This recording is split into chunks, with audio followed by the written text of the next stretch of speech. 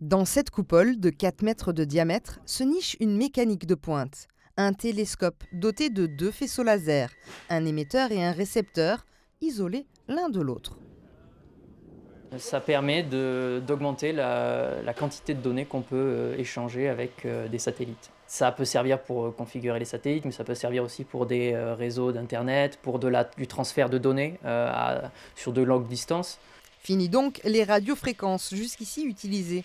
Ce télescope, nouvelle génération, utilise la fibre optique. Évidemment, on ne va pas tirer une fibre optique entre le satellite et le sol, mais on a un faisceau laser, où là, le laser qui est en orbite géostationnaire va envoyer et recevoir des données de la station, et ça va permettre un échange de données à très grande bande passante.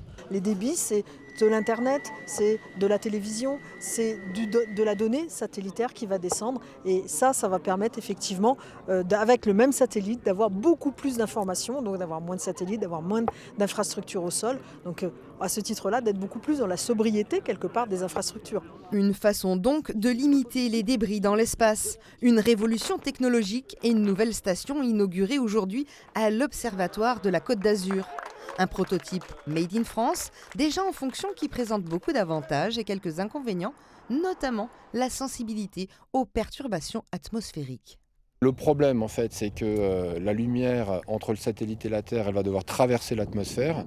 L'atmosphère, elle n'est pas complètement homogène. Le satellite, il a plusieurs dizaines ou plusieurs centaines de kilomètres et il faut injecter la lumière dans une fibre optique qui fait 5 microns, c'est-à-dire le centième en surface d'un cheveu. On ne peut pas passer à travers les nuages, donc il faudra une dizaine de stations sol autour de la Méditerranée, typiquement pour un satellite qui éclaire l'Europe. Un maillage qui pourra se faire plus ou moins vite en fonction des investisseurs.